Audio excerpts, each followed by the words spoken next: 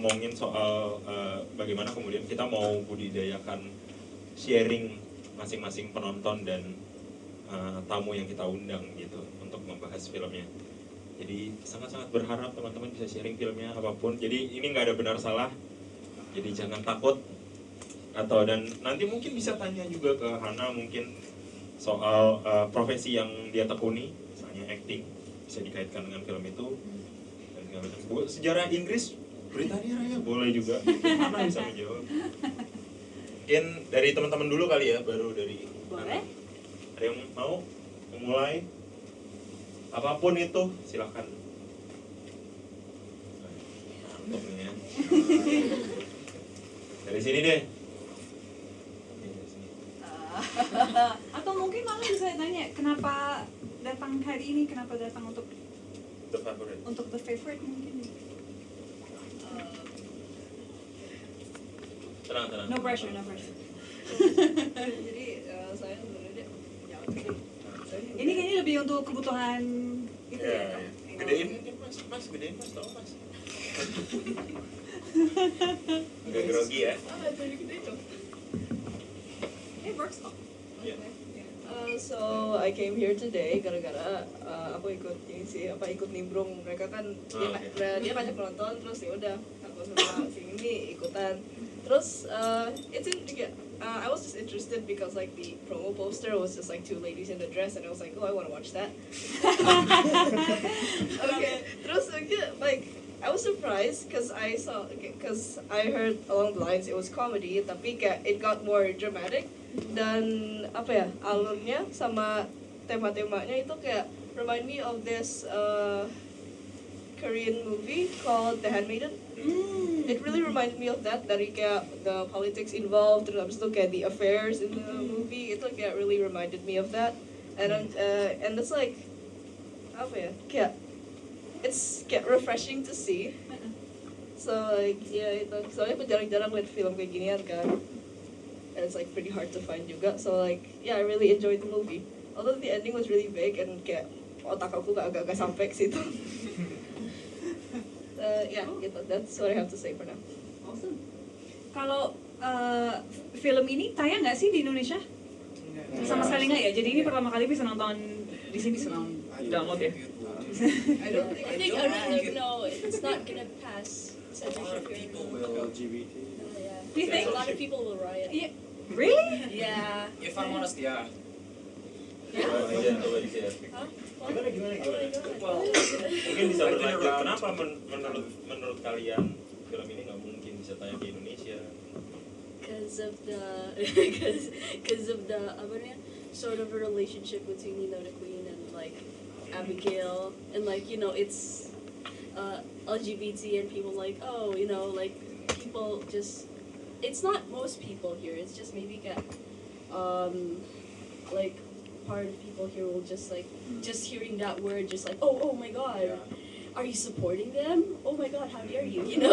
It's But yeah. Although But other than that, I see more than just that, like I mean I don't mind that being in this movie. It's just, and like seeing this, I got recommended this movie from a YouTuber. His name is Chris Stuckman. I don't know if you've ever heard of him. He's a movie reviewer. And then and then maybe I should try watching it, and like okay, it's other than being a comedy and drama, it's like I love like the concept and the message of this movie. So like cool. Yeah. I guess to add to like her point, do I need this? I don't know. No. It's for the Yeah, alright, okay. I guess to add to that point, I guess the survey add that it's actually not just like the part of the people, it's actually 70 to 80%, maybe more, if I'm honest. Okay, but that aside, I came here, I like seeing movies blind. For the life of me, when I agreed to like come, I don't even remember the title until I watched it. Yeah. But did you see the trailer? No. I don't like seeing We trailers. both came here completely blind. Yeah. But have you heard anything about this film before you came? No. You didn't even see like all of Olivia Colman's like really endearing acceptance speeches at every single award? No, I No. just Oh my gosh, said you have to YouTube those right now. Go home and YouTube all of them. I have something to prepare for tomorrow. I'll see if I can do that. As I was saying, yeah, I do like seeing movies blind because I like to be surprised and all that. And my God, this movie, it blew every single. I don't really have any expectations, so it was. What did I come here? Sorry, I kind of trailed off. Since what stunned me most about the movie is how subtle and indirect the storytelling is. Yeah. Despite it being very the dialogue is very sharp. I absolutely adore the dialogue, but the imagery, the visuals, the man smoking really, yeah, that scene was attractive. Anyways, I love the visual metaphors. The rabbits were one thing that I noticed strongly. I don't know where I'm going with this, but when Sarah, was it right? Sarah? When Sarah was more or less around with the queen and close, the rabbits were closed. They were in the pen. But when Abigail, when she came around, those how rabbits are let loose. They're all over the room. Maybe it could represent scars from our past or something like that. I'm not quite sure, because I need to think on this movie. Maybe rewatch it a couple of more times. And yeah, I guess the reason why I came is I hope to actually become a really good writer and all that. I need as much references as I can get, and yeah, and this movie provided a lot. I was expecting to struggle hearing because of the accents, and I struggle without subtitles, even with normal English movies. Although, of course, yeah, English or Japanese or Indonesian, I need subtitles because, yeah.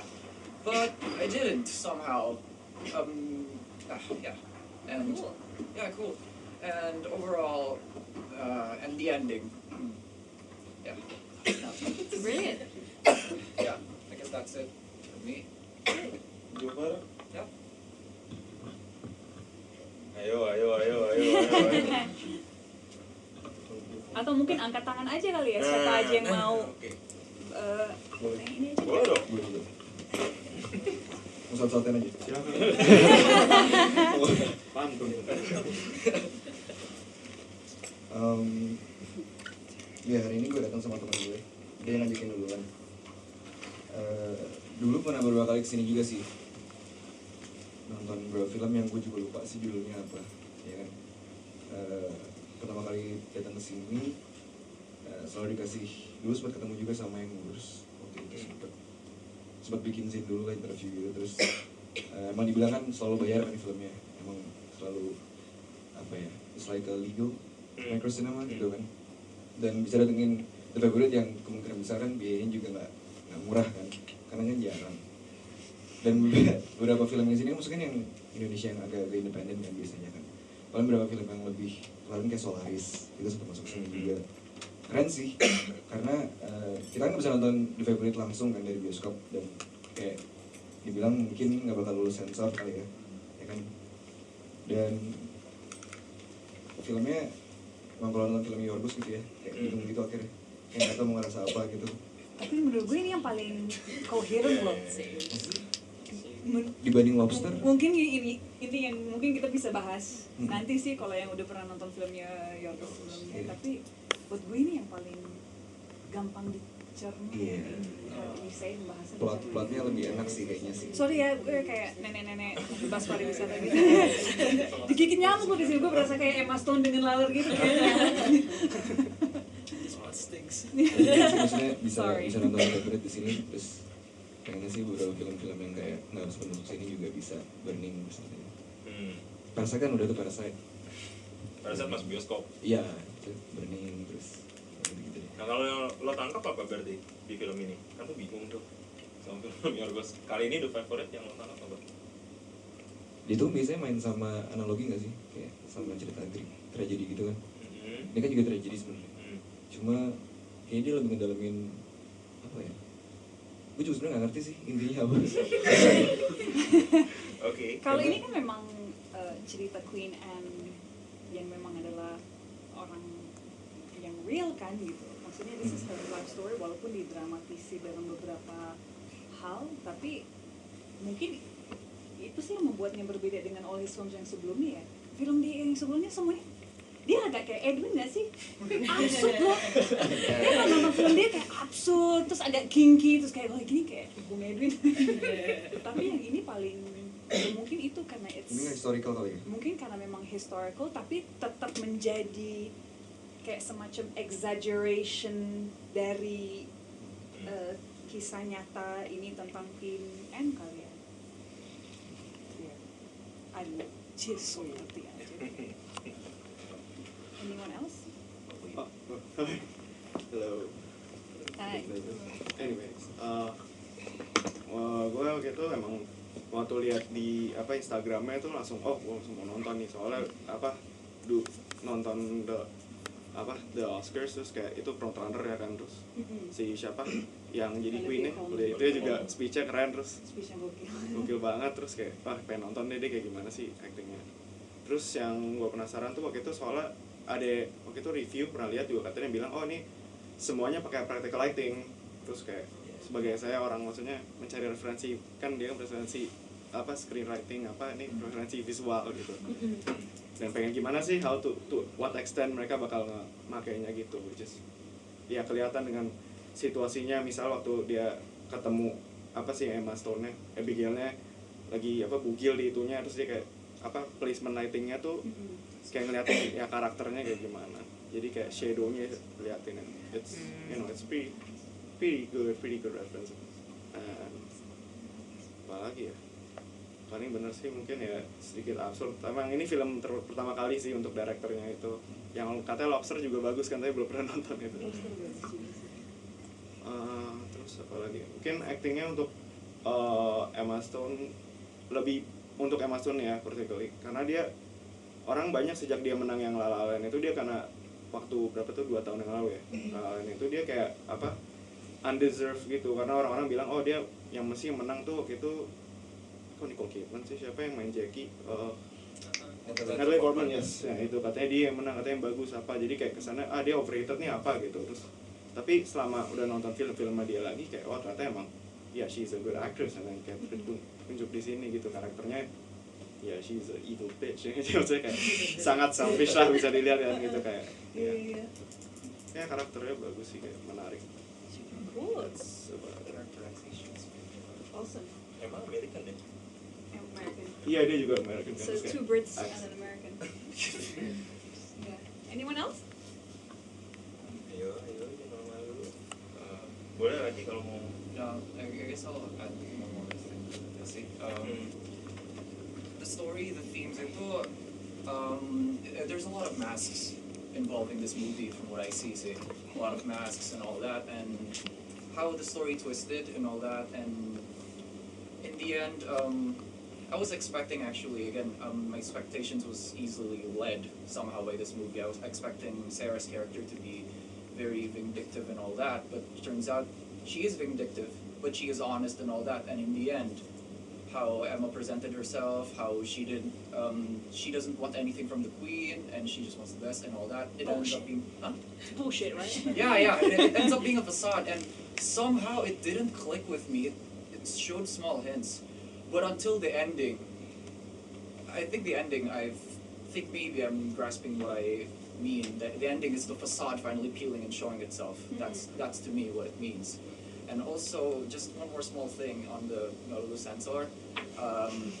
My mom just texted me. She asked me what movie I was watching, and I think I deliberately misspelled it. I'm 18. I'm 18. I'm still in high school. So, as I was saying, this is a movie about facades and masks because I'm actually fascinated a lot by the topic at hand because. Facades to get what you want, and in the end, to me, I'm not quite sure what Abigail Hill's goal was.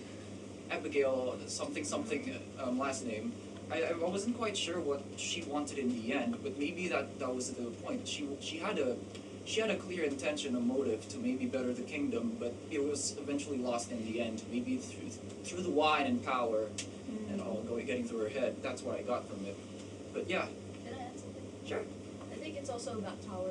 Like, Yeah. Hell yeah. Yeah, exactly, I think it's yeah. very The and transition there. like like Abigail, right? Like the servant from okay, her like because I can tell that she's very desperate like from the beginning. Like she always said like even though I'm a servant, like early on in the movie I'm still a lady. Like for me I'm still a lady, and like and how she manipulated the queen and stuff like that. It's like it's her getting that power, like whatever it costs or something. Yeah, so that's also for me like how I interpret it. Yeah. So, yeah. And hearing that, now that I think about it, her offering,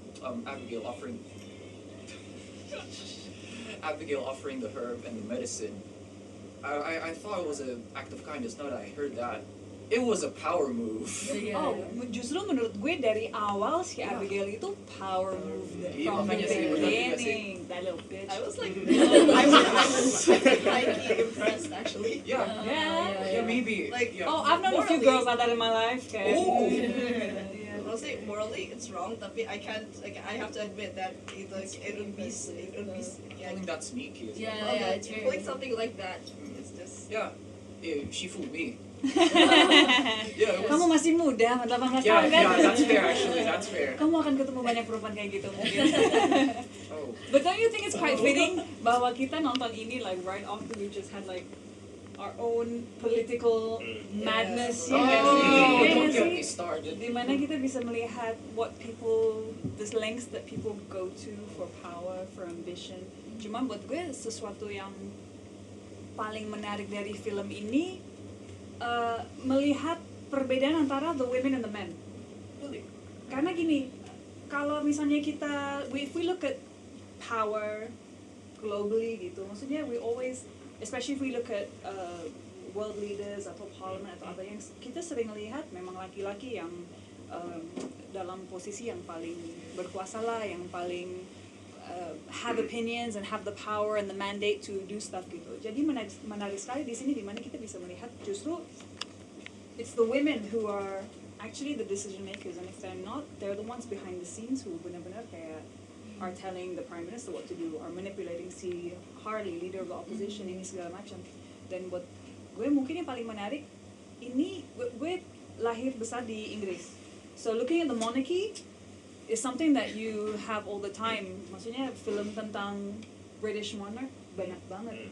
Kalian familiar nggak dengan film-film kerajaan Inggris? Kayak misalnya Queen of Scots. Ada yang udah nonton belum? I recall watching a lot when I was a kid. Maybe only because I was in Australia, and then that's what they made us watch a lot. Ah yeah, maybe. Atau kayak Kate Blanchett kan pernah jadi Queen Elizabeth. Udah ada yang nonton? Enggak ya. Jadi mungkin memang di Indonesia nggak terlalu into ya.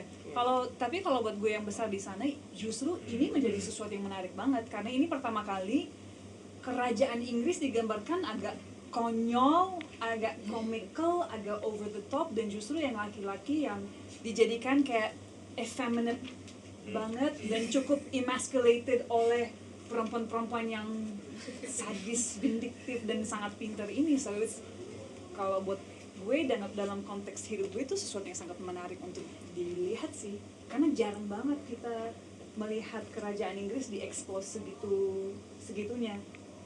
Within British society, sometimes you have assumptions that like there's so many rumors about like the royal family and stuff and what they really get up to, karena they're so far removed from the real people. Jadi kayak melihat Olivia Colman menjadi ratu yang begitu naif, begitu bego ya nggak sih?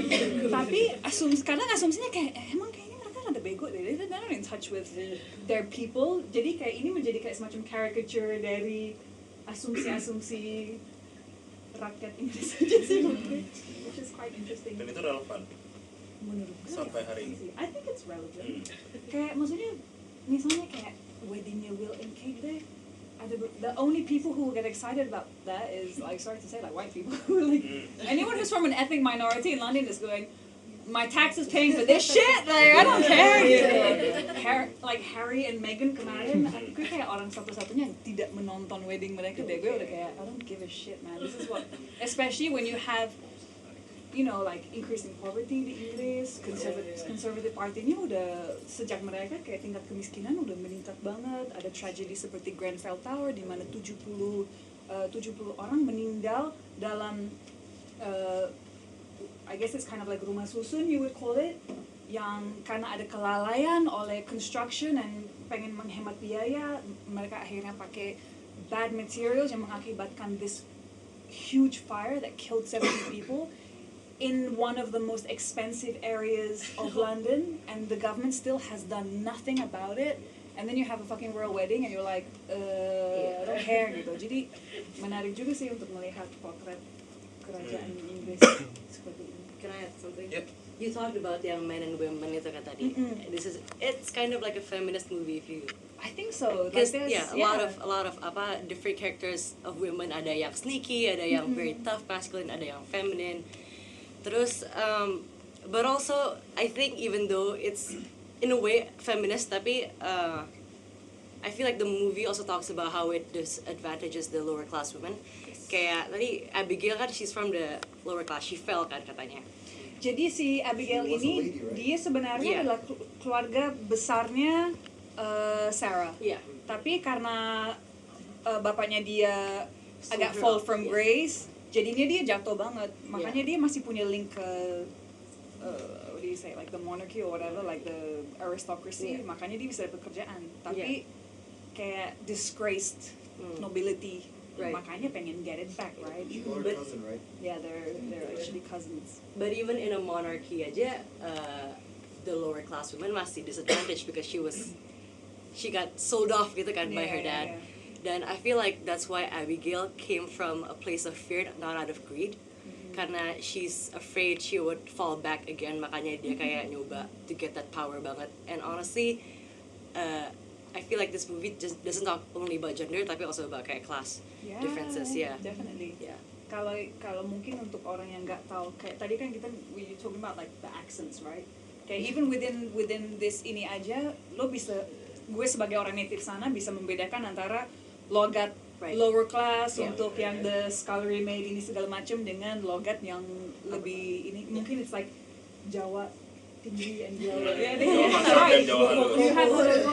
Gue yang kuliah di Jogja 6 bulan nggak ngerti apa-apa gitu, tapi ada itu juga kan gitu ya, where even your language, the way you portray yourself juga diwakilin oleh your class, right? Gitu. No, it's very much shows class, and that's something yang masih sampai sekarang masih ada banget loh di in England. I think a lot of people think that doesn't exist, tapi it exists banget. Justru. Yeah. Menarik banget sih. I think this movie is like more like a political commentary. Yeah. No, most definitely. Yeah. Coming from Yorgos, that's like. It's super interesting. Yeah. Kayak maksudnya gue bukan Yorgos expert sih, cuman kalau melihat ini kayak memang paling apa ya? Paling beda. Yeah. Dan paling gampang dicerna, paling fast paced, paling comical in a different way. Kayak ini more obviously comical. Paling to the point lah ya. Iya, paling to the point. Dan salah satu hal yang gue suka banget dari film ini dialognya, man. Witty, sharp, like lucu banget. Dan apa ya, mungkin ini kalau gue sendiri aku describe as a black comedy. Yes. It's very black comedy gitu. Tapi witty sekali. Very British. I don't think you get this kind of very dry wit dari film Hollywood sih. But I don't know, maybe I'm biased. I don't see. Anyone else have any points? Saya mau nanya, film ini kan disetel di Inggris ya. Tanggapan masyarakat Inggris seperti apa ketika film ini disetel di sana gitu? Apakah heboh seperti pas disetel di Amerika? Kalau sebenarnya kan ini worldwide kan, release-nya worldwide. Gue nontonnya waktu di Inggris tahun lalu. Dan menariknya pas at the same time, jadi ada 2 film tentang monarki Inggris / or let's say British yang keluar itu Mary Queen of Scots dan The Favourite. Dan untuk ukuran commercial market sana, Mary Queen of Scots flop banget man. Dibandingkan ini, orang lebih tertarik sama ini. Gue nggak tahu apakah karena si black comedy vibe-nya itu yang membuatnya have an edge, but Mary Queen of Scots it didn't do as well as this one. Tapi kalau soal tanggapan orang Inggris, apakah di sana kritikus heboh, kemudian muncul tanggapan dari kerajaan yang kok kita dilucu-lucuin di situ gitu atau gimana? Kan kalau di Indonesia seperti itu ya. Kemudian menurut saya pribadi film ini sangat relevan dengan dunia sekarang. Maksudnya ini sejarah Inggris ini selubung distributor ya sih. Jadi kebetulan saya pernah ikut kelas sama LSF tentang censorship film. Itu pokoknya bully-bulian deh tuh sama Pak Ahmad Yani. Pak Ahmad Yani Basuki kan suka-suka gantung tanda tangannya yang di depan tuh merah, hijau gitu kan. Waktu itu kita nanya sama dia, Mas, waktu itu contoh kasusnya ini kan kebetulan ini juga ada unsur-unsur let's say LGBT lah, because same sex doing all that. Terus kan Kucumbu kan juga something like that. Terus kita sempat ngebully gitu, ini bapak gimana, kenapa pak, itu kan film bagus.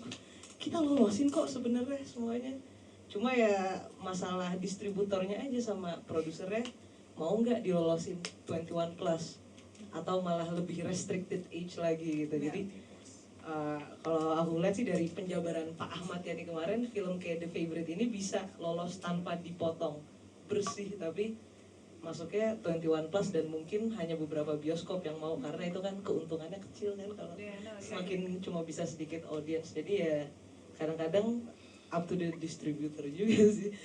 Tapi when it comes to kita udah jadi ngomongin censorship nih. Kalau yang menarik dari censorship kan kalau kita lihat banyak film Hollywood dengan sex scene segala macam, kayak tadi gue nonton Anna. Dan Anna tuh banyak banget men, maksudnya adegan hot banyak banget. Tapi bisa dapat sensor, I think it's 17 ya? Anna kalau nggak salah. Tapi film kita misalnya kayak Critical 11 deh. Film kita yang actually mereka made it 17, so they already know kemungkinan untuk dapat penonton lebih dikit, tapi Mbak Ika dan Pak Paras ingin pertahankan the quality and the of that scene and konteks dalam si filmnya. But there are still some local films yang udah pasti dipotong, walaupun the Hollywood stuff gets, even though they're both 17. Itu yang selalu membuat gue bingung. Arun dan lidahnya. Arun dan lidahnya. There's a little gossip about that. Aku dikasih tahu sama Pak Ahmad Yani. Jadi katanya. Oh, gosipnya apa? Gosipnya jadi katanya. Sebagai off the record guys, off the record. Off the record. Komisi penjara. Jadi I don't really understand what's up with LSF and KPI. Jadi mereka kadang head to head. Masalah kayak Pak Ahmad Yani aja sampai bilang, saya tuh sampai sedih nonton TV, nonton sinetron atau nonton film yang ditaruh di TV. Kenapa Pak? Ngapain coba manekin di sensor-sensor? Itu bukan kerjaan sinetron, Pak. Itu bukan kerjaan LSF, itu kerjaan KPI kalau ada yang motong-motong yang gak jelas. Tapi kan kalau contohnya Aruna dan lidahnya, kita nggak ada sex scene, kita nggak ada kiss, bahkan nggak ada kissing scene. Hanya karena gue ngomong, ya pakai kondom lah, dijadiin 17. Padahal safe sex man, it's like free sex aja gitu. Kita nggak ada kissing scene, there's no sex scene whatsoever, cuma ada kata kondom. Tapi mungkin Pak Ahmad ini salah persepsi kali, itu mungkin buat ke televisi. Enggak, ke even to films. Kadang kalau dia dapat komplain dari luar, LSF kayak Kucumbu. Kan sebenarnya kan LSF kayak udah lolos sensor, bener-bener lolos, no cuts, no anything. Setelah itu datang kan protes segala macam, dan Pak Ahmad ini juga dia cerita sampai diteror ke WhatsApp pribadinya gitu, everyone and anyone. Jadi kayak sampai ngenerornya tuh, Bapak ini LSF itu adalah lembaga surga neraka. Bapak harus ingat Tuhan Pak. Kalau Bapak meluluskan film seperti itu, stres lah dia. So sometimes I feel bad for blaming LSF for everything. setelah mendengar dan sampai dia ini saya bawa HP saya ini. Itu yang dia mau, itu tujuan dia. I don't know. Hanya menyampaikan aja sih, Bang. No, because you know the saddest thing yang kita dapat amongst industri sekarang, justru yang paling parah itu sekarang self-censorship. Karena saking takut with LSF, saking takut film lo nggak ditonton, para filmmaker kita jadinya self-censorship. Isn't that sad? In a creative industry like this, that you have to self-censor, like that's the saddest thing sih. Itu menyedihkan sekali gitu. Tapi kalau ya itu sih, ya ngomongin yang tadi soal KPI, jadinya mungkin Pak Ahmad ini perlu bertanya pada dirinya sendiri mengenai fungsi LSF dan KPI itu kan dua lembaga yang berbeda. Kalau di bioskop gitu. Kalau setahu saya sih benar kata Masnya, KPI itu hanya mengurusi Televisi. film yang ditayangkan di televisi. Iya. Jadi misalnya Auna dan Lidahnya dikasih label 13, nah bukan 17 ya, misalnya. Akan tetapi dia ditayangkan di jam anak. Itu KPI akan kasih. Jadi KPI itu don't care dengan film yang ada di bioskop setahu saya. Cuma kasus Kucumbu Tubuh Indahku itu beda kasus karena orang-orang bikin petisi ke KPI yang mana salah alamat. Sehingga KPI merasa harus menyampaikan ke LSM. Akan tetapi misalnya film The Favorites ini 18 plus misalnya atau berapalah, ditaruh di televisi, ditayangin di RCTI atau SCTV atau apa di jam 3 sore, itu pasti akan dibabat habis. Kalau nggak dibabat habis akan dikasih label PG, dan PG-nya di atas jam 6 karena tayangan anak itu sampai jam 6. Jadi gitu. Atau misalnya film kartun ditayangin di jam 7 malam, itu juga nggak boleh harusnya, karena itu udah jam tayang anak selesai, anak nggak akan belajar karena akan nonton film. Oh, di sini jam 6 ya? Ya, Orang tuanya kemana ya? Jadi parental guidance, tapi orang tuanya kayak nggak ngapa-ngapain juga. Makanya sambil ngulek. Ya, karena saya pernah debat sama anggota LSF, komisioner LSF yang cukup tua-tua. Karena saya melihat bahwa Pak Ahmad Yani tahun 2009 LSF undang-undang perfilman yang revisi itu disahkan. Kemudian undang-undang perfilman saya lihat tidak relevan dengan undang-undang 32 tentang penyiaran. Ini lucu, kenapa film cerita non dokumenter itu wajib kena gunting LSF. Jadi film televisi, kalau kenal orang televisi pasti tanya, mereka pasti bikin si bolang harus setor ke LSF untuk dilihat. Tukang bubur naik haji setor ke LSF. Akan tetapi film non cerita enggak. Jadi televisi memang ada kaitannya dengan LSF, tapi film bioskop nggak ada kaitannya dengan KPI, kecuali tayang di TV. Nah, coba masyarakat kita salah kaprah. Jadi ada beberapa poin kalau nanti dilihat undang-undang perfilman sama undang-undang penyiaran itu nggak nyambung. Nah, waktu itu saya bilang ke komisioner perfilman, tolong dong kalau bikin aturan, Anda lihat dulu aturan sebelumnya, jangan sampai jadi lelucon, di sini melarang, di sini membolehkan, di sini membolehkan, di sini melarang. Contoh aturan yang sangat konyol adalah di undang-undang penyiaran itu dilarang ada suri suara. Di undang-undang perfilman boleh. Jadi ada hal-hal kontradiktif di sini yang oleh saya komisioner KPI kebetulan kenal, namanya Yuliandre Darwis ya. Itu juga udah debat sama saya sampai enggak usah saya kenal Pak Andre. Saya pernah kasih masukan banyak sekali ke KPI, akan tetapi kita tahu regulasi di Indonesia itu aneka macam kepentingan. Mungkin nanti kalau sudah agak tua adik-adik ini paham gitu. Nah, waktu itu saya bilang bahwa mungkin adik-adik ini bicara sangat idealis tapi juga nonton Indo Indoksi ya apa? Nah, padahal itu menghancurkan bisnis perfilman kita. Benar-benar menghancurkan bisnis perfilman. Padahal ya ini cerita lain lah. Kita bisa lihat Aruna di Indo XXY. Kita bisa lihat film yang masih tayang di bioskop di Indo XXY.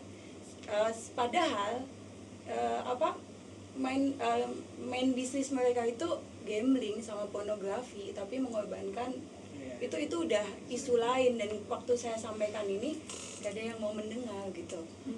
Padahal ini kalau kalian masih nonton itu, kalian menghancurkan film-film yang akan tayang di bioskop gitu. Makanya kalau mau nonton film lokal, dikirim saudara saja. Kalau yang Indo XS1 itu sebenarnya malah ngebuka ini ada perspektif. Unpopular ngebuka akses nggak sih? Jadi maksudnya orang-orang yang let's say tadinya jarang nonton film karena ada Indonesia One, karena ada Netflix.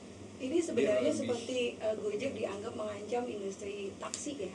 Padahal yang naik Gojek itu bukan orang yang dulu naik taksi, Bluebird misalnya. Kalau orang dulu naik taksi Bluebird pasti akan tetap naik Bluebird meskipun ada Gojek dan sebagainya. Nah sebenarnya kalau Anda pecinta film beneran, ketika Anda nonton di website hanya untuk lihat ini bagus enggak, pasti akan nonton lagi ketika itu tayang di bioskop. Cuma saya lihat banyak film yang nggak ada di Indonesia, ada di sana. Cuma di sini sebenarnya ini udah mafia dari Hong Kong, Singapura sampai kemana-mana, karena film belum ada di Indonesia. Men in Black udah ada di Indo XXY gitu, udah ada di situ. Padahal sebenarnya bisnis utama mereka tuh gambling. Ketika orang nggak dikasih, jadi gula-gulanya tuh film gratis ini. Jadi kan mas-mas suka bola, suka pornografi gitu kan. Nah ketika dikasih film gratis akan nonton. Ketika film yang ditonton udah nggak ada lagi yang menarik, mulai lihat-lihat nih, wah ini gambling, coba-coba dulu. Nah di sini mereka meraih uang yang banyak dari situ. Ketika pemerintah dilaporin dan mereka suruh ngeblok, itu dalam waktu 5 menit mereka udah punya backup. Jadi ketika misalnya tolong dong ditutup, di blok nih, mereka udah punya URL address puluhan. Dan sebenarnya jalan satu-satunya adalah meminta Google untuk delete drive-nya. Ketika kita report ke mereka, Google tuh jangan hanya ini dia bisa delete drive-nya, tapi kata orang Google itu menyangkut undang-undang pribadi, undang-undang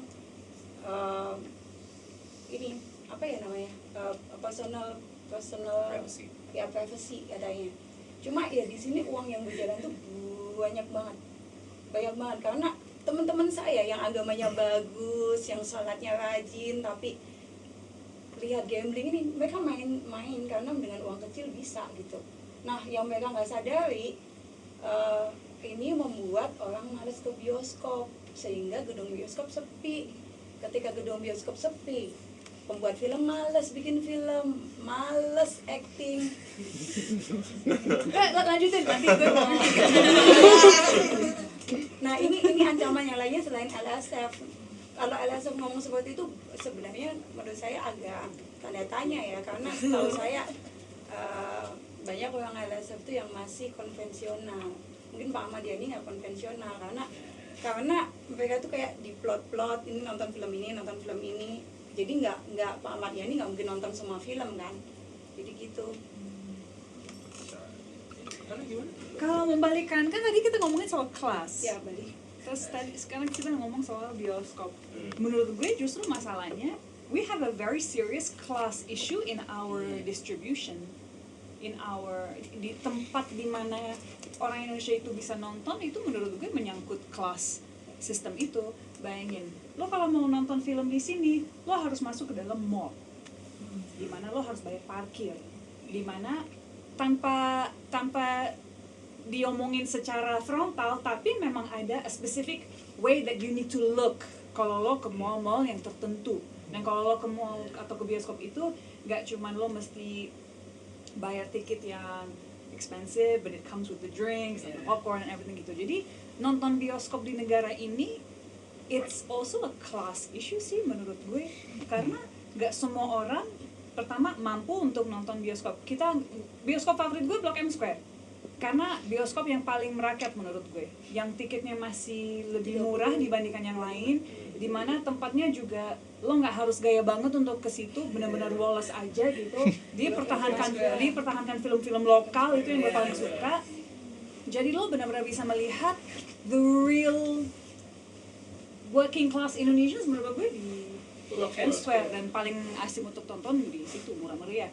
So that's also an issue. Selama kita nggak punya gedung bioskop yang nggak pakai embel-embel kelas itu, menurut gue juga kita nggak bisa menaikkan jumlah penonton kita sih. enakan kan dulu, gue nggak bisa di Indonesia jadi nggak tahu, tapi dulu gue dengar banyak bioskop yang berdiri di gedung sendiri kan, gitu kayak Metropol kan, gitu. Ya makanya kayak you had all of these cool cinemas where you didn't need to go to a fancy mall and feel insecure kalau lo datang cuma pakai sandal jepit atau apa gitu. Tapi sekarang kalau kita mau ke bioskop, mungkin semua orang di ruangan ini memiliki privilege yang tidak dimiliki banyak orang kita sih justru. So gue sih pro banget untuk kayak, menurut gue harus ada satu screen mungkin kayak gini, kayak kino, like imagine kalau ada ini above every Circle K atau every Indomaret atau every pasar lokal gitu, pasar Cipete lah gitu, pasar santai, ada layar gitu where it's much more accessible. Dan setahu gue di India juga kayak gitu, bioskop low sampai high range-nya yang accessible oleh setiap orang. Makanya movie going in India tuh, Bollywood itu memang industri yang gede banget, karena like literally billion people can watch, you know what I mean? Jadi, dan ya menarik aja sih tadi kita ngomongin soal like bioskop, balik lagi ke the favorite, ngomongin soal kelas itu sesuatu yang menarik sih. We all actually are really privileged loh that we can come here. Kita anak Jaksel bisa datang ke sini, baru mau keluar rebel, nonton film bule, ya kan? Kalau karena monopoli, maksudnya kan 21 CG. Oh, itu sih menyangkut orang that I'm in the industry of, so mungkin Ya maksudnya untuk bisa nonton kayak misal di Kino Forum. Ayo, tempat ini apa namanya ya? Dinosaurus.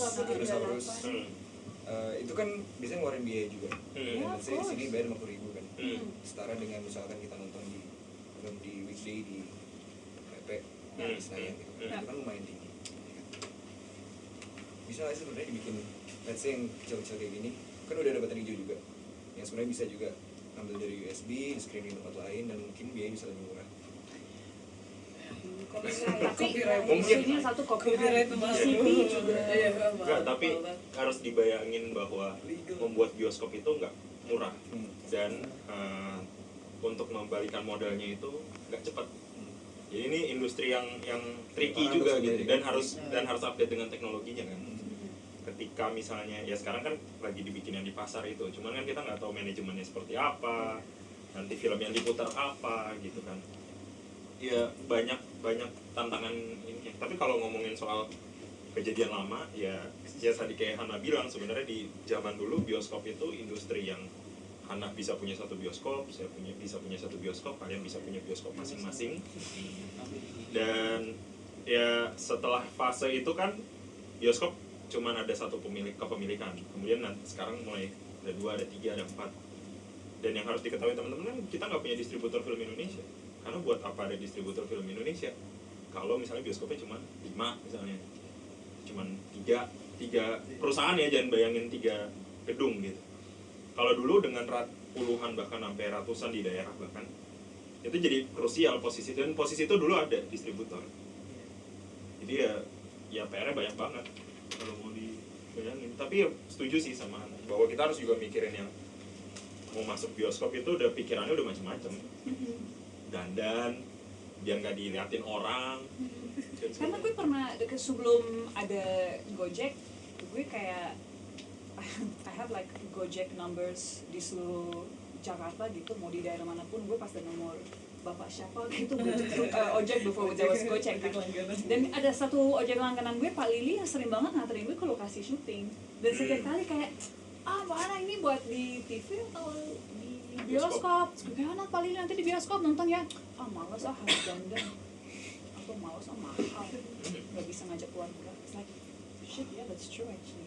Maksudnya, we are privileged people. We can just go to PS.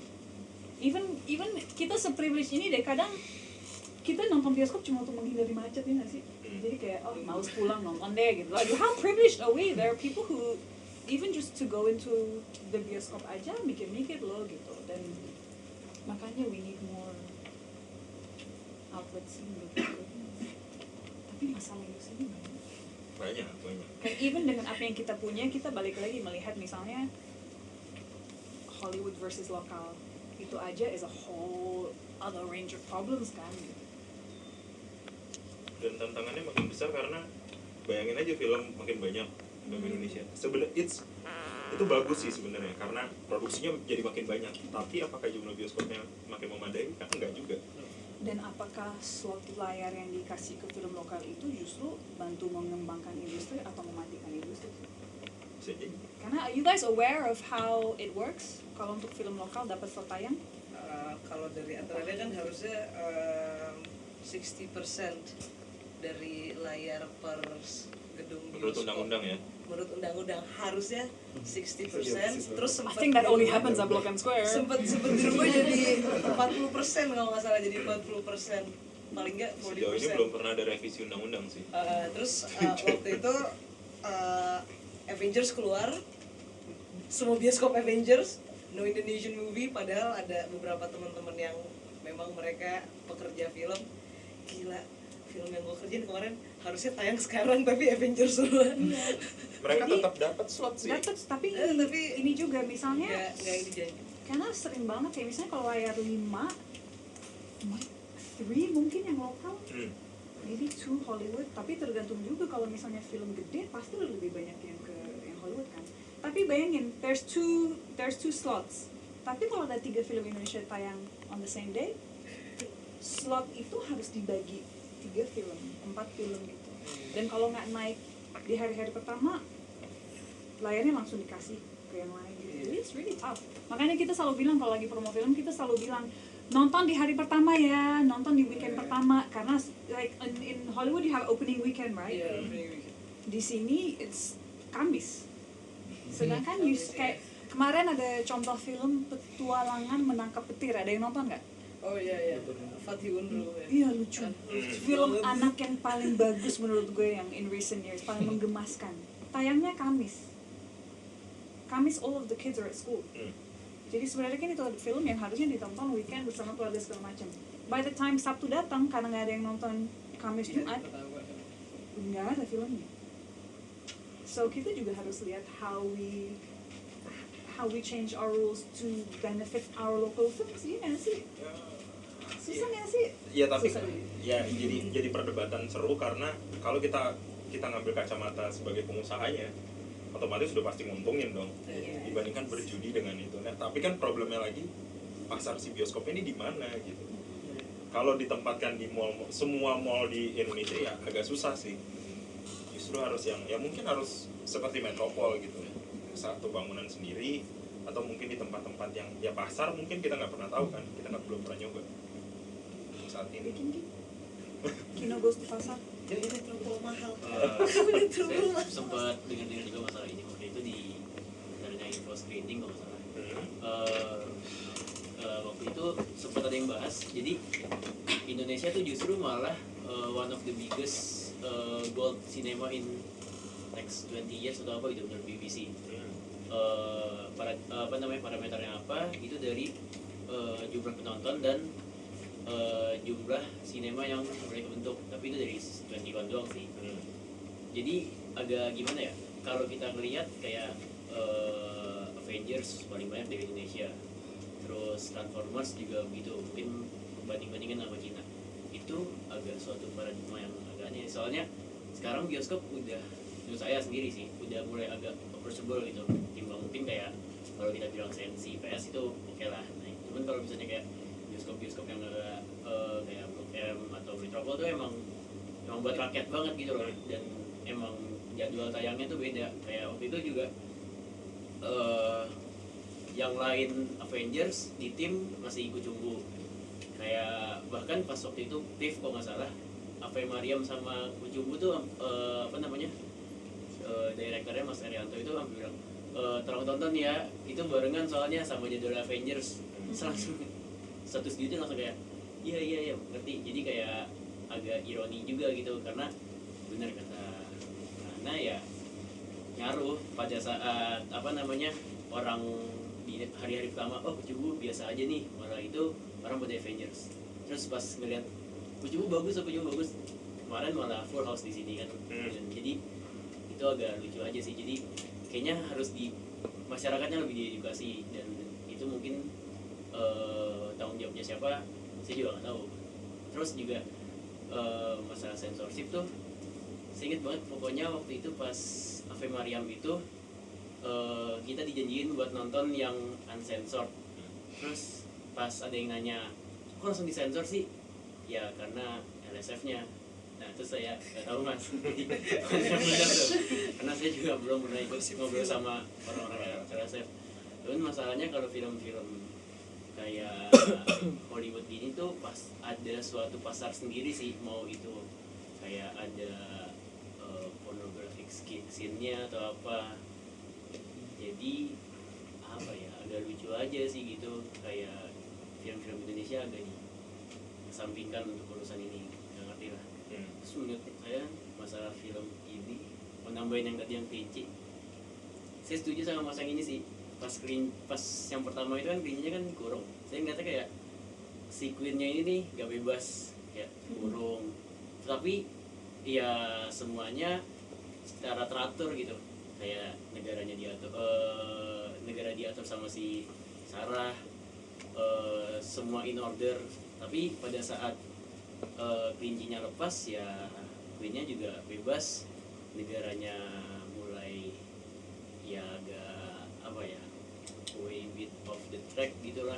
Jadi agak simbolisme dari situ sih. Saya juga setuju sama mbaknya, kayak nggak tahu kenapa relate sih sampai sekarang.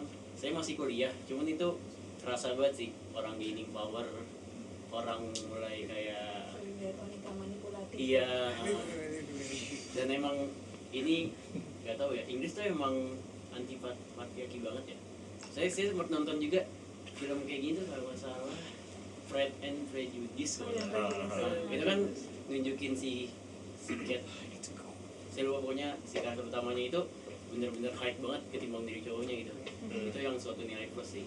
Tapi buat Queen, saya nggak tahu, paradigma saya sama Queen of England itu mulai kebentuk konyol tuh karena film ini sama yang Victoria and Abdul kalau nggak salah. Itu tentang Queen Victoria, itu juga konyol juga Queen-nya, gak jauh beda sama Queen yang ini. Jadi atau mungkin ternyata Queen yang sekarang seperti itu. Ada yang nonton The Queen nggak di Netflix? Nggak ada ya? Yang tentang Elizabeth II? Enggak. Tapi kalau lihat dari monarki memang agak shelter ya, memang jauh banget dari masyarakat. Jadi kayak ya mungkin bego bukan kata yang tepat, tapi caper sih jelas, caper banget Queen. Tapi lucu aja melihat tingkah lakunya kayak anak kecil, impulsif. Tapi kalau lihat kayak kalau nonton The Queen series yang ada di Netflix tuh kan ada satu episode di mana si Queen Elizabeth pas udah jadi ratu, dia sadar bahwa sebenarnya dia nggak tahu apa-apa tentang her own people, atau dia nggak pernah sekolah secara formal, jadi memang nggak se-intelligent itu sih sebenarnya, walaupun dalam role yang what a fucking world leader man, gitu, masa lo nggak tahu apa-apa gitu. Jadi dia kayak pengen punya tutor sendiri dan belajar. Ini kayak yang mungkin even more pada zaman ini super sheltered, dan tapi keren banget sih Olivia Colman tuh emang salah satu aktris Inggris yang gokil sih. Ada satu, if you guys have Netflix, ada crime series, crime drama series gitu, namanya Broadchurch. Udah ada yang nonton belum? You seen it? Broadchurch bagus banget, dia di situ juga luar biasa di situ. Inggris patriarki nggak? Ya. The whole world. Tapi ya itu at the same time, no, I think British sejarah kerajaan Inggris itu sangat menarik sih justru, karena ada banyak sekali tokoh perempuan yang cukup kuat. Maksudnya yang paling fierce Elizabeth the First lah gitu, yang cukup dibilang cukup badass lah gitu untuk ukuran ratu gitu. Dan Queen Elizabeth sekarang salah satu longest running monarchs di dunia, walaupun sebagai orang yang I'm not anti monarchy, cuma gue kayak the fuck do you do gitu. Gue termasuk orang yang kayak oke, gue ngerti mungkin kalau Queen nggak ada kita bakal kehilangan banyak uang in terms of tourism karena semua orang pada pengen ke Buckingham Palace. Tapi selebihnya ya gue termasuk orang yang besar dalam inner city dengan banyak ethnic minority, dengan banyak kemiskinan, jadi melihat indulgence. Film ini sangat indulgent. Kalau kita melihat permainan mereka yang ngelempar orange ke aristokrasi, kayak my gosh, this is like rich people's problems, white people's problems gitu. Kayak gue sih anggapnya kayak gitu, kayak jauh banget dari realita gue. Jadi gue nggak terlalu punya simpati untuk orang-orang itu sih. But I think British history has quite a lot of matriarch juga sih sebenarnya gitu. Ya mungkin sama kayak di sini. Di sini it's very patriarchal, tapi adalah beberapa tokoh perempuan yang super badass dan in their own right melakukan banyak hal yang bagus untuk memajukan negara. Boleh namain nggak? Tadi you said si siapa Queen-nya caper. Tapi menurut aku dia tuh kayak stereotype.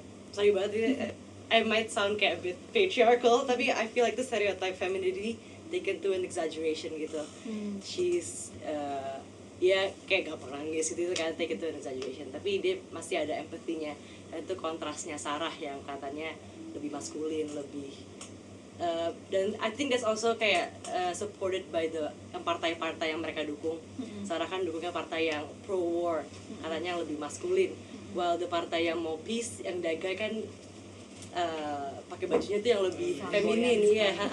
So I think ada kayak this movie juga ngomongin feminine masculinity juga. I don't know, maybe that's something interesting. Well, I think it does. Yeah. Gue justru mungkin yang gue tangkap cowok-cowok di sini justru lebih in a more typical sense feminine dibandingkan yang perempuannya yang memang kesannya lebih maskulin. If you see, for example, that it's masculine to lead and have power and ambition and all that kind of stuff, justru itu yang kita lihat dari perempuan-perempuan di film ini. Sebenarnya mungkin setelah ini teman-teman juga bisa go home and research the actual history, the actual reality of Queen Anne segala macam untuk melihat seberapa deket sih sama reality film ini. Karena kan however much you want to talk about metaphors and whether it talks about femininity or classic masculinity atau apa, ini semuanya it's not made up, it's based on an actual story kan, and actually on an actual friendship between si Queen Anne bersama Sarah gitu. Jadi gue sendiri belum begitu tahu seberapa akurat ini dan itu, tapi secara keseluruhan konteks sejarahnya seperti ini. Menariknya it's a male director exploring all these themes, ya nggak sih? Yeah. I think that's something that he's done dengan cukup pintar dan sensitif sih menurut gue. Karena ada beberapa film yang kelihatan banget it looks at women's issues, but it's so much from a male perspective that as a woman I'm like, ugh. Contohnya sorry to say Kartini. Nonton nggak Kartini? Male gaze. Maksudnya it feels so manly for a film that's supposed to angkat the best like tokoh perempuan yang negara ini punya, ya nggak sih gitu. Jadi inaccurate juga kan ya? Kata inaccurate juga. Okay. I pulled a trigger. On the record or off the record? Yeah. And the fact that it's a guy doing it. Menurut gue itu agak kayak Edwin sih di Aruna. Aruna mengeksplor banyak sekali isu perempuan, tapi menurut gue Edwin punya sensitivity yang sangat pas untuk put all those issues out gitu. Gitu sih. Anyone else? Seru ya kayak gini. Pengen nanya sih tapi nggak ada maksudnya kayak hubungin sama bioskop tadi sama film Indonesia in general. Itu tuh sebenarnya mereka tuh kalau penayangannya tuh mereka nggak mau nanya aja itu apa sebenarnya kayak udah tanggal fix terus kayak ternyata ada Avengers terus kayak ketutup semua, atau mereka kayak apa nggak dari jauh kayak mereka udah tahu kayak kira Avengers sih kira-kira bulan segini deh kita, tapi kok kayak ya terus kenapa masih bisa ada problem sampai waktu itu waktu mau nonton itu kayak semuanya kok Avengers semua padahal tahu begitu ada film Ave Maria atau I mean itu is it I'm just saying it's just kayak pasti tahu lah, pasti mungkin dari jauh atau apa kan, kita kan waktu itu Avengers juga baru tahunya tuh paling baru awal tahun lah, baru kayak dikasih tahu tanggal 27 waktu itu 7 April atau apa, terus kayak apakah mereka nggak ya udah deh mungkin ini ada Avengers nih, ini kita either kita cepetin aja di Maret atau kita langsung udah jump into May or something gitu. But remember, if there's like 100 film, misalnya ada 100 local Indonesian films coming out, gak gampang juga loh untuk dapat slot yang favorable, you gotta work with what you get, ya nggak sih, atau what you get offered gitu. Jadi gue ngerasa studio-studio besar kopi film nggak, kalau kopinya cuma satu ya kan ada kayak Janji Joni ya maksudnya kan Sekarang udah ada juga yang nggak punya modal untuk ngopi banyak film, banyak master untuk di setel di banyak bioskop, itu bisa juga kan. Bisa juga sih. Ya, tapi biasanya bioskop udah tahu, distributor ini udah tahu bahwa film misalnya Avengers akan di tanggal segini misalnya, dan biasanya juga udah ada kalender lah, kita udah bisa memastikan lah minggu ke segini Avengers pasti main di Indonesia misalnya. Biasanya kecenderungan produser film adalah jangan memasukkan di tanggal dekat-dekat Avengers misalnya, atau dekat-dekat film box office. Tapi kan ya tadi yang Hana bilang, filmnya banyak tahun ini, bisa dipastikan setiap Kamis tuh pasti ada 2 atau sampai 3 film. Jadi ya. Tapi when you have 4 Indonesian films tayang di hari yang sama, memang lo harus merebut layar. Hari pertama 400.000 loh. Nggak ada saingan. Gila kedua. Oh yang kedua. The Power of Iqbal mungkin. Hype kan dari yang pertama kali. Mungkin ya. Bisa Mungkin juga. Kayak semua orang yang gitu kayak aku nonton. Faktornya banyak banget. Maksudnya kan kita kalau promo film aja kita nggak pernah tahu taktik kita will work atau tidak. Marketing, cara marketing yang paling benar apa, semuanya menurut gue masih eksperimen aja sih. It's still too abstract. Yeah, because we don't know, we don't have a set formula untuk film yang bakal laku seperti apa. Bahkan aktor yang udah dijamin akan bawa penonton pun kita nggak ada sih sebenarnya. Ya gue pernah ngitung-ngitungin itu sih. Nggak ada kan? Star systemnya Nggak. jalan di sini. Lo mau Reza atau Jeffrey Nicole atau Nico Dian, semuanya volatile, nggak just because you have those names belum tentu narik penonton. Dan yang paling menarik sih saat kayak misalnya Raffi kan punya PH sendiri kan, gitu, yang and mostly anak-anak TV lah yang masuk ke dalam the films. Belum tentu juga kalau you're huge on TV, followers lo banyak di Instagram, doesn't translate into ticket sales juga. But particularly menurut gue untuk orang TV, ya nggak sih? Kalau kita perhatiin film-film yang misalnya kayak Ayu Ting-ting, Sule, like kalau kadang gue kayak mungkin karena kalau orang udah terbiasa lihat lo gratis di TV, why would they pay to watch you on the cinema? Ya nggak sih? Bisa juga ya tadi soal kelas lagi tadi, balik lagi. Kalau pasar mereka memang that class, would they go to the cinema? We don't know. Saya pernah nanya ke teman-teman saya yang ada S1, S2, apa aja, kok nggak nonton film Indonesia? Oh aku udah beli tiket 5 tapi nggak nonton, malas, filmnya nyontek. Film Korea, ada yang ngomong tunggu 3-4 bulan lagi juga muncul di TV kok gratis. Sekarang, ada yang ngomong gitu. Sekarang justru kayaknya TV is not it's dying. Maksudnya mereka Indonesian films on nunggu TV is tayang di dying. TV gitu, film Indonesianya kan biasanya mau lebaran, film Indonesia tayang gitu. Jadi ada orang-orang yang pilih nyimpen uangnya buat nonton film asing. Ketika saya ajakin yuk nonton My Stupid Boss 2, udah 5 bulan lagi paling lama juga muncul di SCTV atau di mana gitu. Jadi ada orang-orang yang selektif, tapi dia yang muncul di TV nanti film Indonesia kan, jadi ngapain saya buang-buang duit nonton ke bioskop. Ada juga yang seperti itu. Tapi yang asing juga itu kan di HBO gitu-gitu Iya. ada sih. Tapi HBO juga udah mau mati. Tapi nanya, kalian tuh memang lebih cenderungin nonton local films atau foreign films di bioskop? Kalau saya semua film. All films. All films. You rich people. Kalau gue sih memang, if I was to choose between a foreign film dan local, gue tetap lokal sih. Hati gue emang gue suka banget Cuma Indonesian kalau nonton cinema. filmnya Syahri ini yang apa? Ugal-ugalan. bisa otaknya bisa mencerna nggak gitu juga.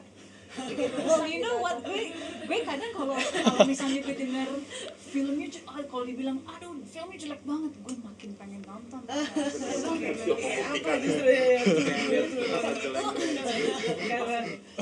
Film komedi yang paling bagus tahun lalu menurut gue Ayat Cinta 2.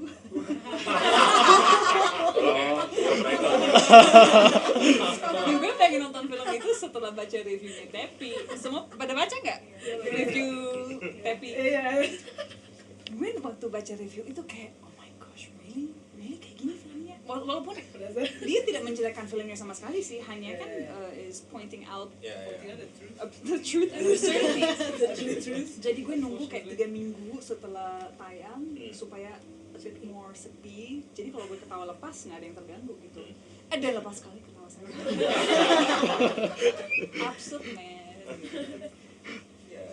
Tapi itu kalau tapi do you guys believe in film reviews?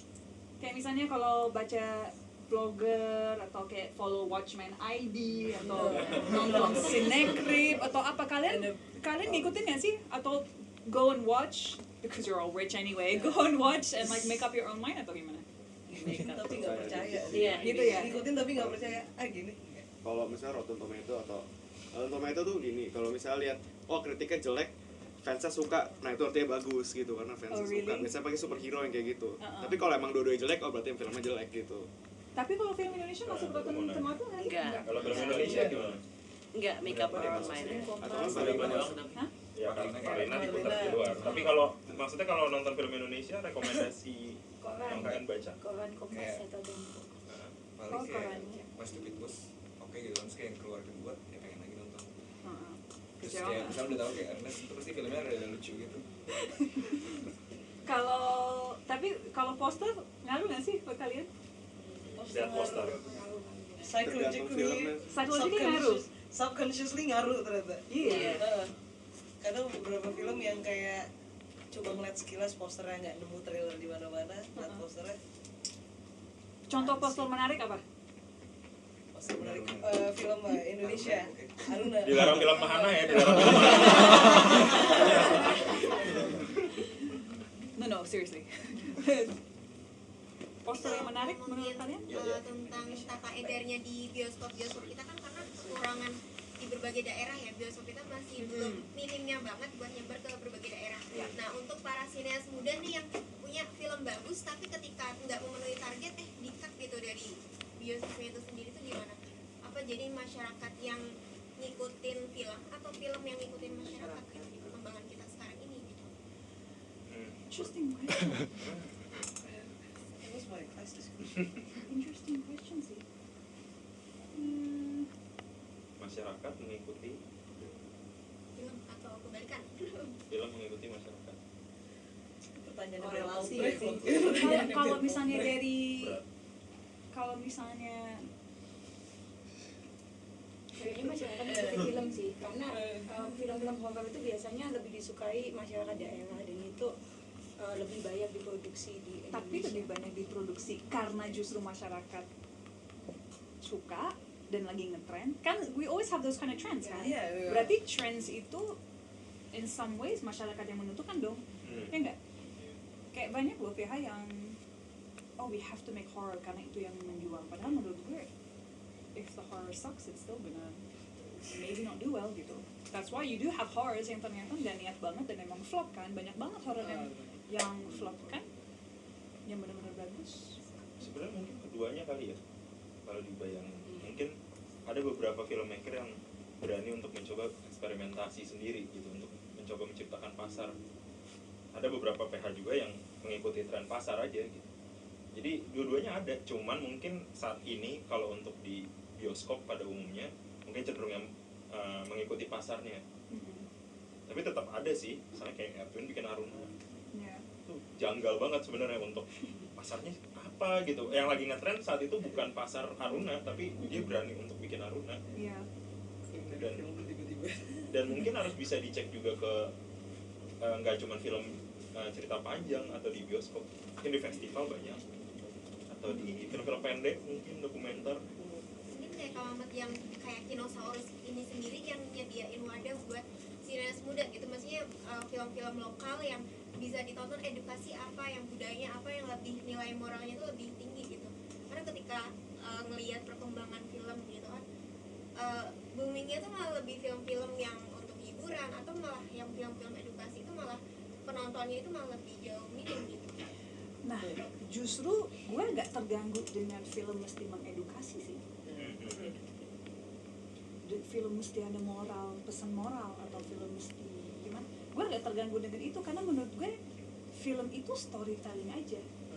Kalau misalnya sambil storytellingnya lo dapat pesan moral atau some sort of political ideology atau you get something out of it, that's just a bonus. Tapi menurut gue justru I always hate it kalau ada film yang dibuat dengan niat mengedukasi atau memberi some sort of moral benchmark yang propaganda jadi. Karena propaganda jadinya. Karena that's not pure storytelling. Itu sesuatu yang dibikin dengan niat yang berbeda. Ya contoh paling ini deh, film-film religi or religi, I don't know how you say it. Tapi film what is it? Religi atau film agama aja udah. Iya, film agama yang dibuat di negara ini jelas-jelas propaganda, men. Tapi menurut gue sebagai orang muslim, gue nggak ngerasa terwakili sama sekali kalau nonton film agama Islam di sini. Apalagi melihat stereotip perempuan muslim yang ada dalam film itu, gue terganggu banget sebagai muslim woman. Kayak kesannya lo harus ikhlas dipoligamiin, lo harus mualaf, lo harus pakai hijab, kayak lo harus pasrah. There's all these very very specific stereotypes yang selalu ada dalam film-film itu yang menurut gue justru bahaya. Dan menurut gue karena we've had that for so long dengan so many film yang bertema seperti itu, kita sampailah di social political era kita sekarang di mana agama digunakan sebagai alat politik. I think it makes a difference. Biggest contoh film Power of Love 212 deh. Aduh. Niat apa tuh film? Ada yang nonton nggak? No, I didn't go. Another great comedy. I fucking loved it. Kita nonton di waktu syuting Aruna tuh. Oh iya, rame-rame? Di Pontianak itu syuting di mana sih? Di Singkawang. Nonton di Singkawang pas lagi break. Gue, Oka, Edwin, Mbak Dede. Itu film. Mungkin itu selegendary Azhar kali. Di sana rame nggak studionya waktu nonton itu? 212. It's like 8 of us. Mungkin harus berhenti untuk berpikir bahwa film tuh harus begini dan film harus begitu sih. Karena sebagai sebuah karya seni, crafting Di trailernya dan nanti kalau udah nonton filmnya justru ini adalah education yang sangat bagus justru untuk remaja Indonesia untuk not do these kind of things karena mengakibatkan very bad things biologically segala macam. Jadi actually it's semua orang ini yang protes justru this is a good bahan for you to show to your kids gitu. Tapi karena seks kayak mereka nggak pernah nyewe aja. Like that's another thing. Kalau misalnya lihat, gue selalu kesel kalau lihat karakter suami istri on film yang nggak pernah kelihatan mesra. Kayak dude, you're married, that's normal gitu. Kayak kenapa segitu, kayak maksudnya suami istri kayak kaku. Lo udah nikah, man. Kayak showing that kind of intimacy menurut gue adalah sesuatu yang bagus. or affection. Ya, kayak Ya karena mungkin karakternya cuman ya didesain untuk ada aja, tapi nggak dikembangin. That's what's wrong. well, that's why I love Critical 11. Karena menurut gue it shows an actual couple who actually love each other spiritually, mentally, physically, dan ya seperti itulah seorang suami istri.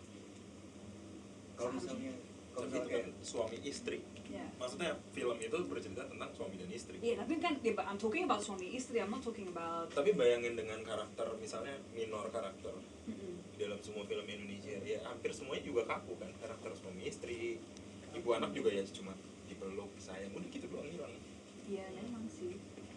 Nah, are they telling us something about our relationships in real life? Could be. Gak tau sih. Wow. Ya nggak? I don't know. Are we like that in real life amongst our parents, our Indonesian parents? Are we able to show emotion to our Indonesian parents? Everyone's like, oh shit. Has my father ever hugged me? Ya menarik aja sih. Jadi kalau misalkan yang Mbak Ani kan suka banget film dan itu membuat saya belum pernah nonton dan saya pengen jadikan nonton. Untitled Chapter itu kan itu udah film lama ya, jadi bisa ditonton di mana lagi? Sekarang. Itu kalau nggak salah Hook atau ada. Enaknya sekarang at least kita punya banyak digital platform yang you can watch it. Jadi sekarang udah masuk ke digital Harusnya platform ya udah. rata-rata ya? Iya, karena kalau nggak salah dulu it was dia termasuk salah satu film yang memang dijadiin kayak Hook original. Ya cari aja di Hook Sekarang- atau iFlix. Ya, sekarang banyak kan yang kayak gitu.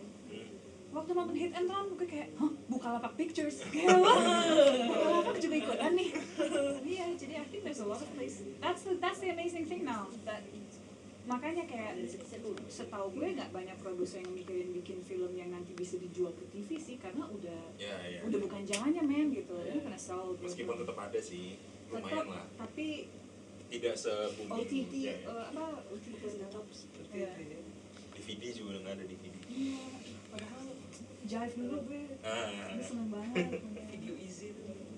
Justru di London gue punya DVD collection Indonesian film. Oh ya? And VCD bahkan. Karena dulu waktu gue, when I was wild, love Indonesian cinema, karena gue jarang banget ke Indonesia dulu. I never used to come to Indonesia. Jadi saat bokap gue balik ke sini, dia selalu bawa VCD, DVD, jadi gue bisa mengamati dan mengenal Indonesia lewat filmnya. That's why I love Indonesian films gitu. Dan kayak gue nonton catatan akhir sekolah tuh, gue pengen SMA di Indonesia. Seru banget ya kayaknya gitu. Kalau nonton Jomblo gue kayak, oh my gosh, kayaknya kuliah di Indonesia seru deh gitu. Like, mungkin it's like if you guys watch, I don't know, Facebook or whatever, social network yang film-film tentang kampus Hollywood tuh, kampus di Amerika kayak Alpha, Beta, whatever. Sorority. Gue malah liatin di sini kayak, wow, kuliah di Bandung seru nih. Gitu sih, ya di video Nggak bisa. Nggak ada juga sih. Udah kayak hampir nggak ada. ada beberapa account Instagram sih. Lagi lain? Mau nambahin dikit aja. Tadi you brought up a really good question aja yang about film ngefek masyarakat atau masyarakat ngefek film. Tapi I think yang jelas itu film perfilman tuh jadi kayak cermin masyarakat. It reflects how we are as society. Contohnya kayak I think this is just good to note aja. Contohnya kayak yang di Prancis waktu itu, waktu the year same-sex marriage was legalized. I think it was 2013 ya. I feel like the year it was legalized, ada perfilman tuh banyak banget tentang LGBT gitu. Contohnya one of it is Blue is a warmest color. Nah kayak gitu-gitu kayaknya I don't know. I think what you brought up a really good question aja about how film shows how we are as society. Yeah. Tapi also kalau kayak gitu, kalau kecumbu 2 garis biru dan ada backlashnya, does that say something as well? I think it definitely says something. And quite interesting kalau balik lagi ke si Yorgos. Gue sempat baca artikel Guardian dan kan he's actually Greek sebenarnya, orang Greek tapi tinggalnya di Inggris gitu. Sempat dibilang bahwa ada kayak a wave of very absurd, strange Greek filmmakers, dan ada beberapa jurnalis yang kayak ini apakah ada link ke monetary crisis yang ada di Greece pada saat itu, kayak lo udah gak punya beban, like you literally have nothing to lose. Apakah that actual sense of loss because of the economic crisis yang mendorong filmmakernya untuk benar-benar seabsurd mungkin aja gitu. I was like, oh that's quite interesting, like you have nothing to lose, so why not make something yang super out of this world aja. Dan ternyata formula absurd dia works banget loh gitu. Dia dapat banyak appreciation. Film dia yang Dogtooth tuh gue nonton kemarin, like in preparation for this, like very prepared. Tapi Dogtooth itu absurd banget. Itu terlalu absurd. Kayak what the fuck. Tapi menarik banget. Dan makanya gue suka banget yang ini.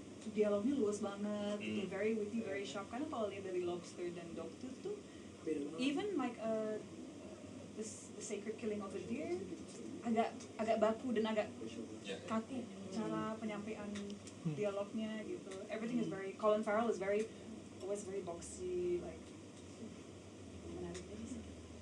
Berarti he was trying to say something gak sih? Berarti he's able to do both. Jadi doesn't that say kayak that he did it on purpose gitu, bukan karena he doesn't have the ability, tapi karena it was intentional ya. No, I think everything di dalam film ini intentional.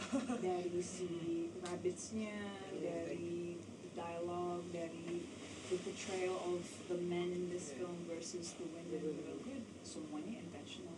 Brilliant.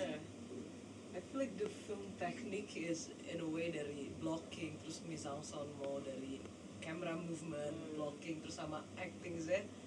Lama-lama pas udah discuss, and then watching this movie dari awal sampai akhir, oh I get it. Jadi from what I see, this is what I see sih from Yorgos. Kayak aku ngeliat dia di sini karena dia juga sadar pasarnya Inggris dan mungkin juga concepted untuk ini filmnya dia mau bikin Inggris banget. Well, seeing from the acting technique and the comedy and then how the actors one another, itu kayak agak-agak Shakespearean, mepet Brechtian gitu, yang agak-agak bisa dibilang komedinya ke farce or black comedy antara dua itu, which is very Shakespearean and Brechtian. Dan yang kayak yang tadi yang masnya bilang soal the cinematography, itu menurut aku Yorgos paling keren film ini sih dari semua filmnya dia.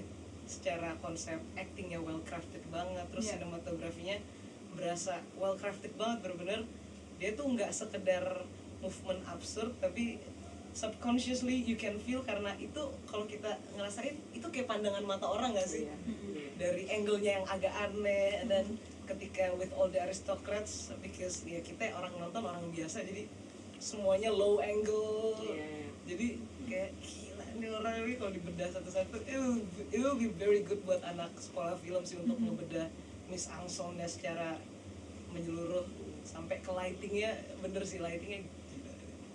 I like that. Maksudnya kan, like I said, gue bukan Yorgos expert, tapi dengan menonton beberapa film dia, it's nice to see where he does the same thing in every film. Like I love those slow-mo, like the super dramatic slow-mo shots, and then the very dramatic music that is built up to a specific point. Then kayaknya animal imagery di setiap film dia ada. Kayak Edwin deh.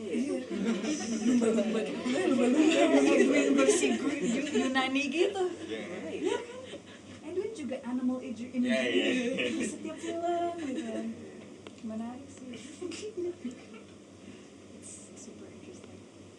Dilihat sih banyak simbol sih di dalam film itu, jadi kayak pas di akhir yang endingnya itu rabbit itu kayak pendapat jadi diserahkan sama penonton gitu, masing-masing penonton ini filmnya tentang apa gitu. Itu banyak kan kayak makna-makna sebetulnya dari ekspresinya, dari alurnya, dari maknanya di setiap itu ada.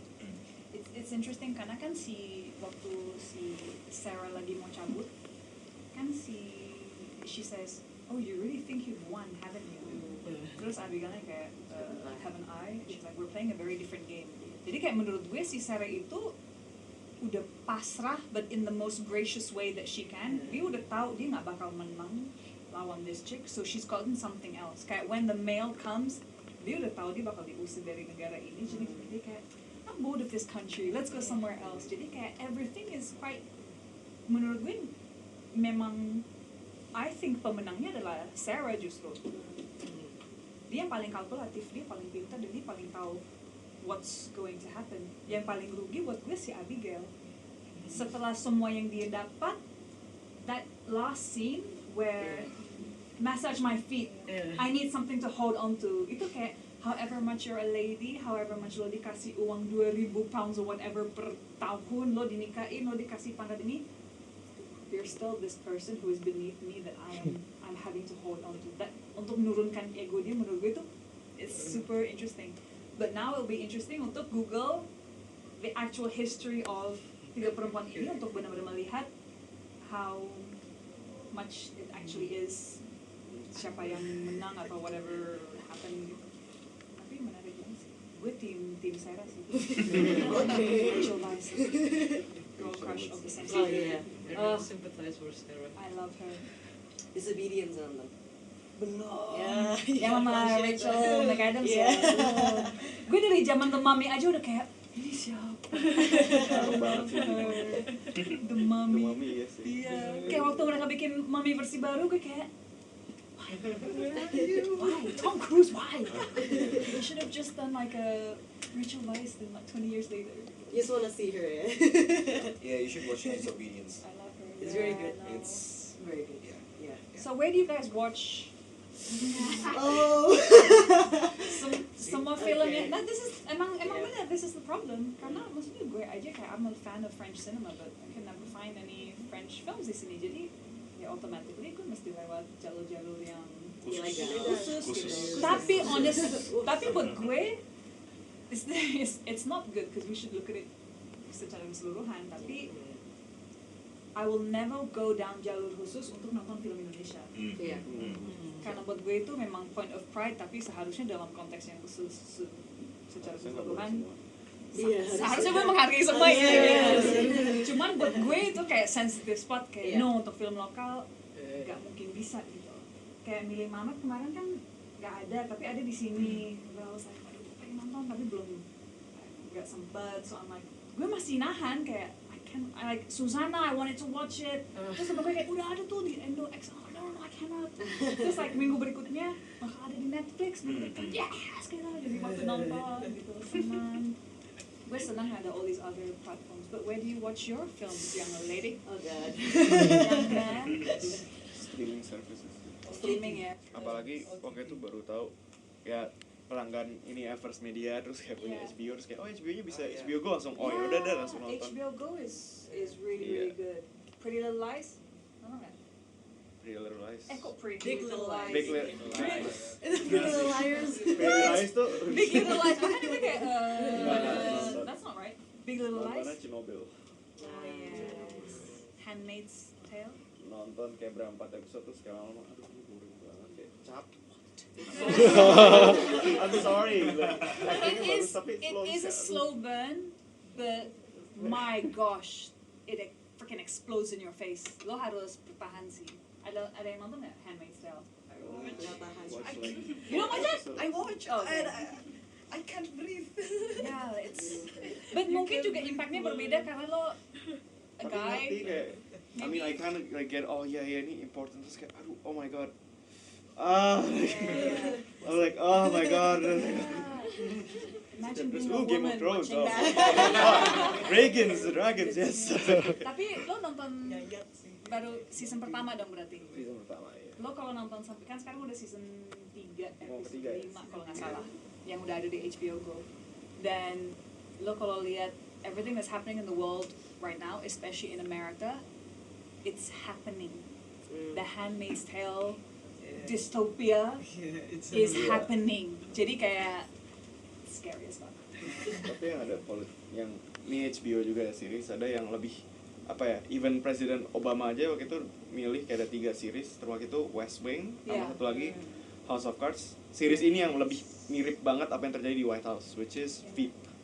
Ada Veep film komedi gitu tentang Vice Dreyfus itu. I love her so much, and then itu benar-benar waktu nonton tuh kayak ini kayak election deh, ini kayak apa ya, kayak benar-benar ya politik Amerika tuh kayak gitu gitu, yang benar-benar even the loyal person to you kayak lu bisa backstab aja, oh just get rid of him atau apa gitu.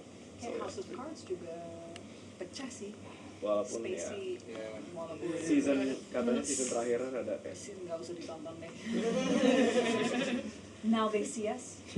Ada yang udah nonton belum di Netflix? Oh, you have to watch Now They See Us. Iya. Oh iya. Jam akhir juga ya. Makasih, sebetulnya masih enak sih mau sharing-sharing juga, tapi udah besok lagi deh kapan-kapan. Iya, thank you so much udah datang. Dadahin dong. Kalian semua harus nonton Now They See Us. Ava DuVernay di Netflix. Put it on your list. Itu sinting. Jadi itu cerita tentang the Central Park 5. Lo udah nonton? itu yang dia ada 5 orang black girl Yeah. people. Jadi 5 African five young African American guy. Ini based on a true story. Mereka di falsely accused and falsely imprisoned for raping a jogger in Central Park. Dan mereka semua dimasukin ke dalam penjara walaupun they didn't do it, and then they were exonerated. Tapi sinting sih cara kalau Ava DuVernay itu kayaknya dia udah menjadi udah menjadi spokesperson untuk Black Civil Rights issues kali ya. Dia yang bikin Salma sama apa lagi ya? What else has she done? Aku lupa. Tapi Now They See Us tuh dari episode pertama aja stres banget nontonnya. It's gokil ya. It's Tapi ya saya ingin tahu bagaimana orang Indonesia merasa tentang ini ya. Yeah. Karena saya pikir itu like mengeksplorasi isu like I am looking for the word but like white feminism, you know. I don't know what this term is in like bahasa Indonesia, but like feminism untuk orang yang kulit. Yeah. So it's like This is the Handmaid's Tale? No, or this is Now They See Us? Now They See Oh, Us. Now They See Us. Okay. Karena dalam situasi itu, you know, this was a time in like the 1980s when it was really important for women to seek justice, you know, because there was this like epidemic of violence against women that still exists today. But the problem was that this was a movement that did not include people of different color skin. So you had these prosecutors and all of these people saying, we need to get justice for women, we need justice for women. Yeah. Let's pick some people to, you know, to punish for this, Yeah. and then punish black people for it. Yeah. So like, it's a really important film to sort of explore that. And I'm really interested to see like right now, you know, I think that's sort of starting to emerge in Indonesia. I'm seeing in like the feminist movement, there's sort of these conversations about class and ethnicity that are like very complicated because feminism is still so new, it's still so kind of fragile, you know? So it's like, it's hard to really fight for that and at the same time complicate it and be like, yeah, but it's not just about men and women, it's about all these other things. So I think like kalau Now They See Us, gue sih lebih liatnya as more like a race issue kali ya. Yang paling obvious, yang paling digambarkan, karena I didn't I get where you're coming from, but that didn't come across as much for me. Maybe because I didn't know as much that context of betul. in the 80s. You know the prosecutor, right? Yeah, that little you know, chick. so she has now gotten fired from her positions and everything. And it's a long time coming because, you know, at the time she was defended by a lot of people who said she's fighting for women, you know, and so it's like this. Now we look back on it 20 years later, and it's like you know. But you're right. It is the race thing. It's like because isn't that the saddest thing that you have to fight on behalf of one group by completely hancurkan another group, right? That's so bad. Tapi kalian semua harus nonton. It's beautifully made.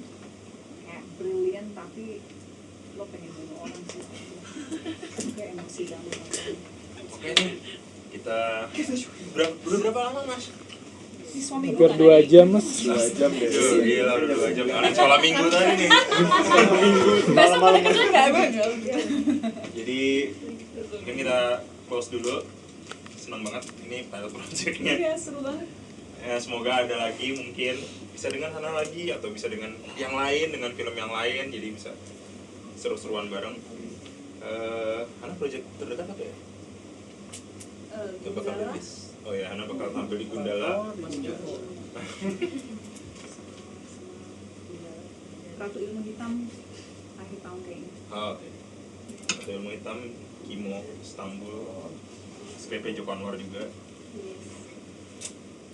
Ya terus I'm unemployed at the moment. Tadi juga mempromosikan 2 Garis Biru, filmnya oke banget sih emang. Lo Berbeda. nonton nggak yang pas project? Pengen banget. Ada satu scene di UKS mungkin nanti teman-teman bisa lihat yang itu pakai long take selama 6 menit.